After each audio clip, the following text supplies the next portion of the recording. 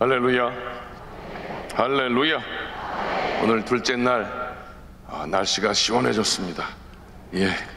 목도리 둘러신 분도 많이 계시고, 그럼에도 불구하고 감사한 마음으로 함께 모인 줄로 믿습니다. 그 믿음으로 우리의 신앙을 고백드리겠습니다. 하나님은 살아계십니다. 하나님은 살아계십니다. 나는 살아계신 하나님을 믿습니다. 나는 살아계신 하나님을 믿습니다. 나는 부활하신 예수님을 믿습니다. 나는 부활하신 예수님을 믿습니다. 하나님 사랑합니다. 할렐루야. 하나님 사랑합니다. 하나님 감사합니다. 오늘 함께 읽은 말씀을 가지고 하나님의 은혜에 감사하라 라는 제목으로 은혜를 나누려고 합니다. 따라합시다. 하나님의 은혜에 감사하라. 하나님의 은혜에 감사하라. 어제는 넘치는 감사에 대해서, 우리는 넘치는 감사의 삶을 통해서 하나님께 나아가야 됨을 말씀을 드렸습니다. 넘치는 감사를 드리려는 우리들의 삶 속에 그 넘치는 감사 가운데 가장 중심되는 것, 그것은 바로 하나님의 은혜에 감사해야 된다라고 하는 사실인 줄로 믿습니다. 오늘 우리가 읽은 말씀 그 앞에 고린도전서 15장 말씀은 그리스도의 부활에 대한 내용이 기록되어져 있습니다. 성경대로 죽으셨고 성경대로 다시 살아나셨습니다라는 그런 고백과 함께 그것을 전하는 사도 바울, 내가 자격도 없지만, 정말 나는 자격도 없지만 하나님의 은혜로 말미암아 내가 이런 복음을 전할 수 있게 되어진 것을 고백하고 있습니다. 여러분, 사도 바울이 그러면서 9절에 자신이 사도 중에 지극히 작은 자라고 이야기하는 모습을 볼 수가 있습니다. 왜 그렇습니까? 자기 자신은 하나님의 교회를 핍박한 자였기 때문에 나는 정말로 사도 중에 가장 작은 자라는 그런 고백을 하고 있는 것입니다. 그래서 자기는 사도라 칭함을 받기에도 감당치 못하겠다라는 그런 고백인 것입니다. 이 고백이 우리들 모두의 고백이어야 될 것입니다. 무슨 자격이 있어서 오늘 우리가 하나님의 자녀가 되었습니까? 제가 가끔 하나님 앞에 드리는 고백, 하나님 참 속도 좋으십니다. 나 같은 놈을 목사 만드셔서 하나님 얼마나 답답하십니까? 이런 고백을 가끔씩 드립니다. 정말 사도 바울의 마음이 여러분 마음 가운데 그렇게 감동으로 왔으면 좋겠습니다. 나는 정말로 사도라 칭함 받기를 감당할 수가 없어. 나는 정말로 죄인이야 라는 것을 이야기하고 있다는 사실입니다. 그런데 그 이후에 10절 말씀을 보면 그럼에도 불구하고 자신이 다른 모든 사도보다 더 많이 수고하였다라고 이야기하고 있습니다. 그렇게 행할 수 있었던 그것은 왜 그렇습니까? 오직 자신과 함께 하신 하나님의 은혜가 있었기 때문에, 은혜를 깨달았기 때문에 내가 부족하지만, 죄인이었지만, 그러나 내가 누구보다도, 다른 사도보다도 열심히 충성하고 있다는 것을 이야기하고 있습니다. 여러분, 은혜라는 그런 말을 교회에서 참 많이 씁니다. 그래서 우리 자녀들 가운데 은혜라는 이름을 많이 가지고 있지요. 제가 청주에서 사역할 때도 은혜라는 집사님이 계셨는데, 그 딸내미가 맨날 설교할 때 목사님이 은혜 하니까 자기네 엄마 얘기한다고 그렇게 얘기하더라고요. 여러분, 이 은혜라는 단어, 여러분 하나님께서 죄인들을 대하실 때 선하심으로 대하시는 속성이라고 그냥 그렇게 표현할 수 있어요. 하나님이 죄인인 저와 여러분들을 대할 때 하나님의 그 선하심으로 대하셨기 때문에 우리는 구원의 자리에 있게 된 줄로 믿습니다. 그래서 성경은 은혜라는 말을 그냥 은혜라는 말 그것으로가 아니라 꼭 구원과 함께 관련해서 기록하고 있는 것을 볼 수가 있습니다. 은혜로 값없이 의롭다 하시는 구원의 길이 열렸다라고 로마서 3장 24절에 이렇게 말씀합니다. 시작. 그리스도 예수 안에 있는 속량으로 말미암아 하나님의 은혜로 값없이 의롭다 하심을 얻은 자 되었느니라. 아멘. 또 은혜로 의롭다함을 얻고 난 다음에는 우리가 상속자가 되었다. 디도서 3장 7절에 이렇게 말씀하고 있습니다. 우리로 그의 은혜를 힘입어 의롭다 하심을 얻어 영생의 소망을 따라 상속자가 되게 하려 하심이라. 여러분, 말씀드린 대로 죄인이었던 우리들, 심판받은 것이 마땅함에도 하나님께서 은혜와 자비를 베풀어 주셔서 상속자가 되었다.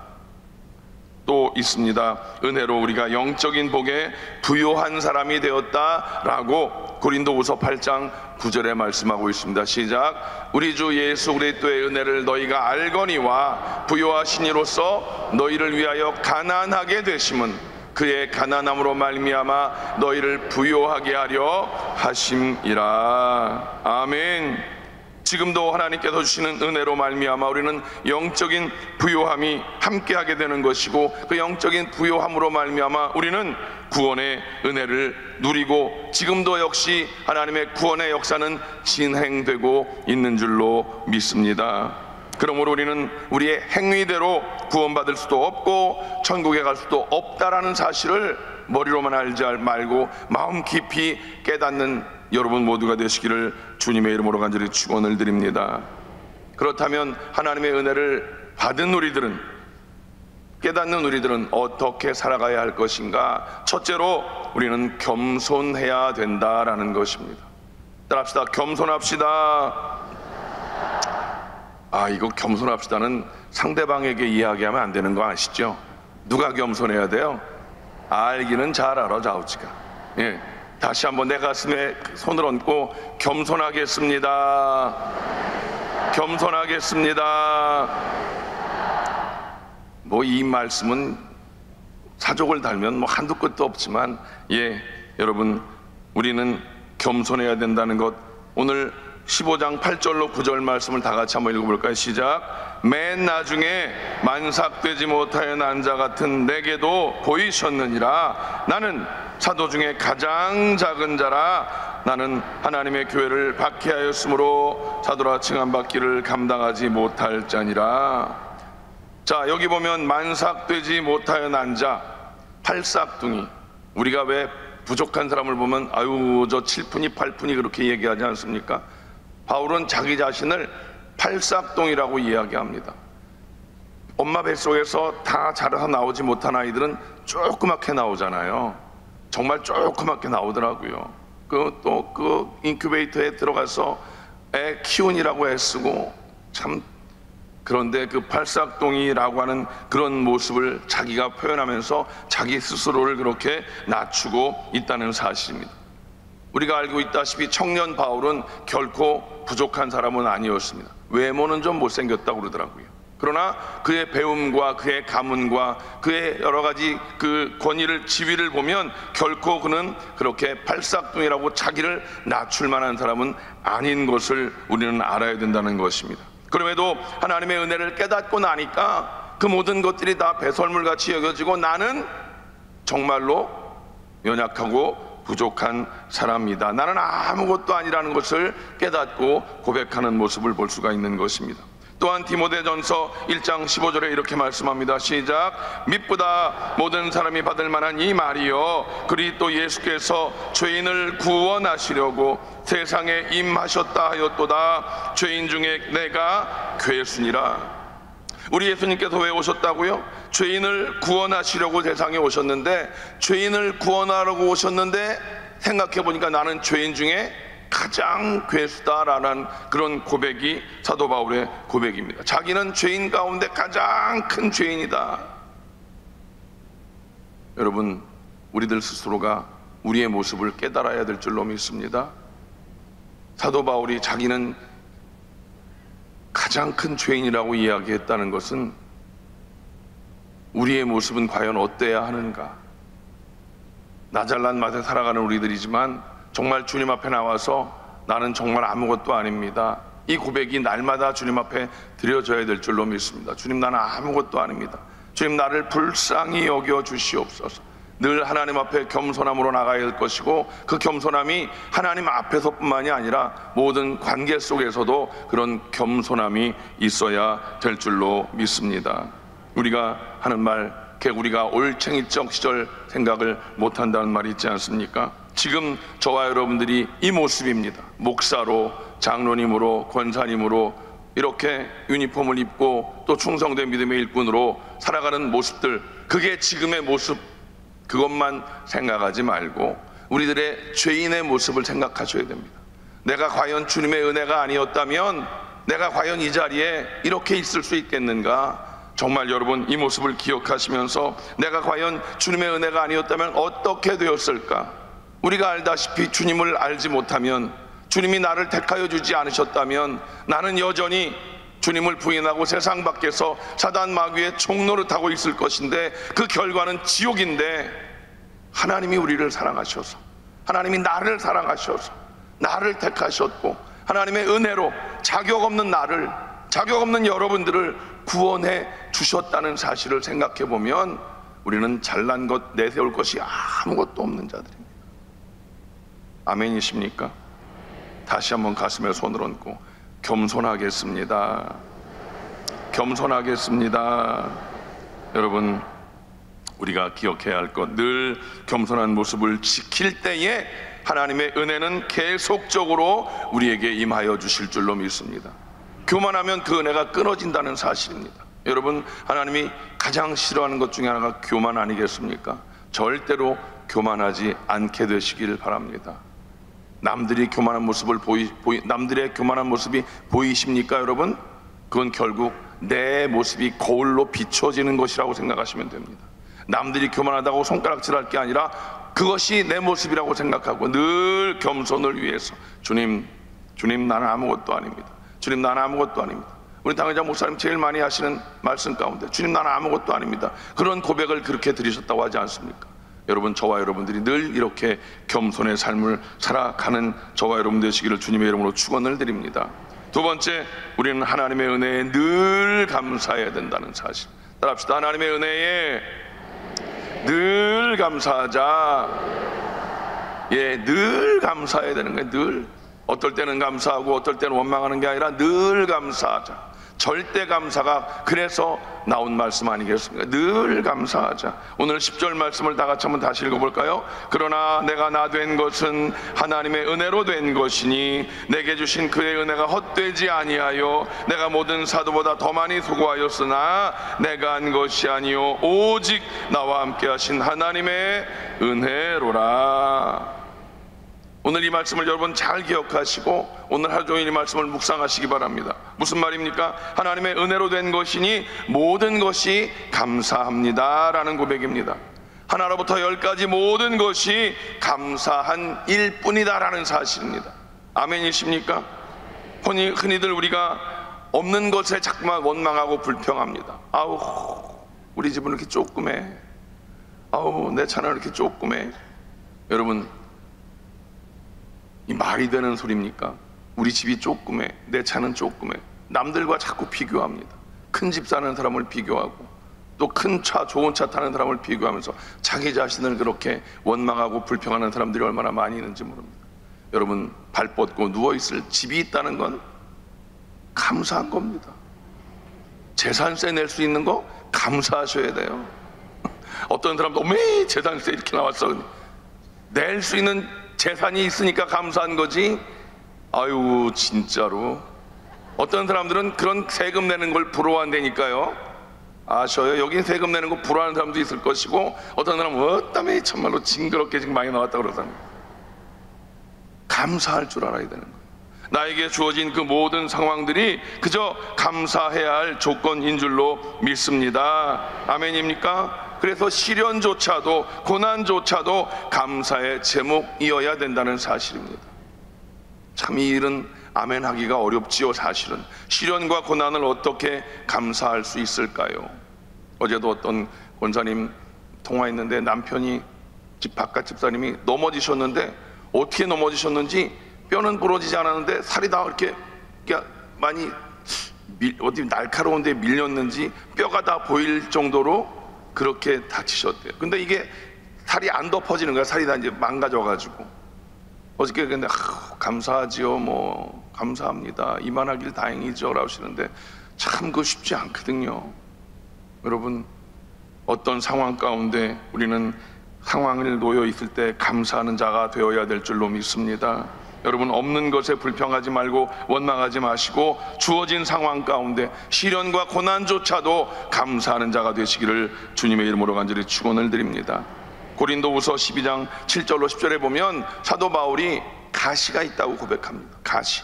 그것이 무엇인지 여러분 많이 들어보셨을 거예요. 안질인지 간질인지 학자들이 이렇게 얘기하는데, 안질도 그렇고 간질도 그렇고 참 말로 다 할 수 없는 불편함 아니겠습니까? 이게 모르겠으면 저도 이게 눈물 여기가 내려가는 데가 막히니까 눈물이 맨날 질질 이렇게 흘러 자꾸만. 그래서 이렇게 닦고 얼마나 불편한지 몰라 이게. 예. 근데 안질이라고 생각해 보십시오. 눈에 눈곱 끼고 맨날 사도 바울 사람들 앞에서 설교해야 되는데 눈곱 끼고 지저분한 모습이었다면 얼마나, 하나님 이것 좀 어떻게 해주세요. 아니면 그게 간질이었다면 설교하다가 퍽 쓰러지는, 얼마나 안타까운 상황.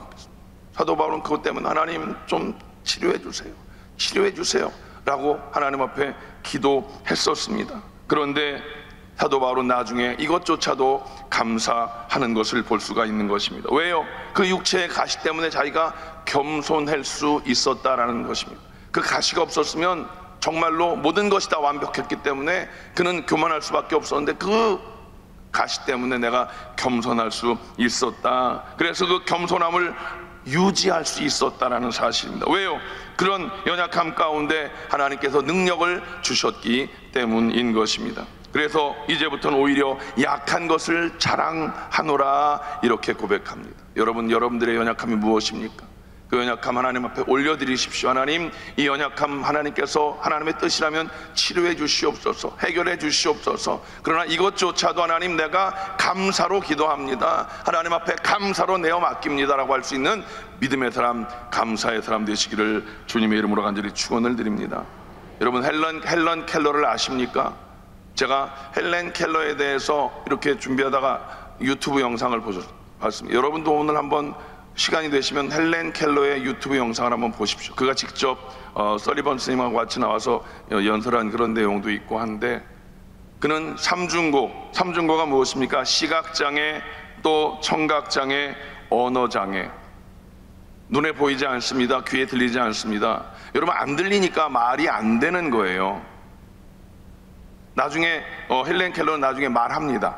말을 하는데 들리지 않지만 자기가 무지하게 많이 노력을 해서 고통 가운데 설리반 스님의 입에다가 이렇게 손을 대고 목에다 손을 대고 코에다 손을 대서 진동을 느끼면서 입 모양을 그려가면서 그렇게 노력을 한, 얼마나 힘들고 어려웠겠습니까? 사실 우리는 그런 아이가 어렸을 때 이 병으로 말미암아 그렇게 왔는데, 설리반 스님이 그를 만나서 그를 변화시켰지만 어쨌든 그런 모습을 볼 때 얼마나 안타까운 모습이겠습니까? 여러분들이 텔레비를 보면 귀에 이걸 대놓고 막 큰 소리를 나게 한 다음에 말 전달하는 그런 게임하는 게 있죠. 이 안 들리면 말이 잘 안 되는 것입니다. 여러분, 얼마나 힘들고 어려운 그런 상황이었겠습니까? 그런데 하나님의 은혜로 말미암아 헬렌 켈러가 하나님을 깨닫게 되어지고 하나님을 만나게 되어집니다. 이것이 하나님의 은혜가 아니겠습니까? 그래서 그 헬렌 켈러가 열심히 삶을 살아가는 가운데 어떤 한 사람이 물어봤습니다. 혹시 하나님이 원망스럽지 않습니까? 라고 물어봤습니다. 그러자 헬렌 켈러가 이렇게 대답했습니다. 하나님의 은혜를 헤아리기도 바쁜데 어찌 원망할 시간이 있겠습니까? 감사하고 기뻐하기만 해도 시간이 모자랄 지경입니다. 여러분, 중도장애가 된다는 건 굉장히 힘들고 어려운 일이죠. 단적인 예이지만 헬렌 켈러는 그런 상황을 하나님의 은혜로 받아들였다라는 사실입니다.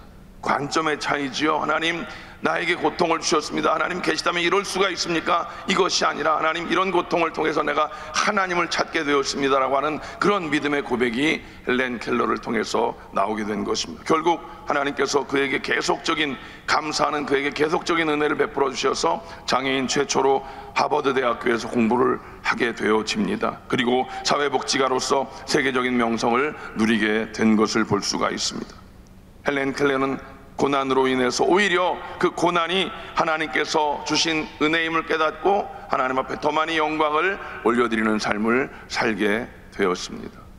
여러분, 원망과 불평이 일상화되어져 있는 이 세상 속에서 여러분들만큼은 하나님의 은혜를 깨달았다면 우리는 정말 겸손하고 감사하고, 마지막 세 번째는요, 우리는 그렇게 하나님의 은혜를 깨달은 우리는 충성해야 될 줄로 믿습니다. 따라합시다. 하나님께 충성합시다. 하나님께 충성하겠습니다. 10절 하반절을 다시 한번 읽어볼까요? 시작. 내게 주신 그의 은혜가 헛되지 아니하여 내가 모든 사도보다 더 많이 수고하였으나 내가 한 것이 아니요 오직 나와 함께 하신 하나님의 은혜로라. 여러분, 더 많이 수고했대요. 자기가 왜? 죄인인데 나를 권하신 것을 깨닫게 되니까 너무 감사해서 더 많이 충성했대요. 수고했대요. 그런데 내가 한 것이 아니라 하나님의 은혜로 그것이 감당할 수 있었습니다 라는 고백인 것입니다. 사도 바울이 하나님의 은혜를 깨달으면 깨달을수록 더 크게 더 많이 충성하고 감사했던 것을 볼 수가 있는 것입니다. 수고하였으나 라고 하는 것은 원어적으로 보면 탈진할 정도로 열심히 노력했다는 뜻입니다.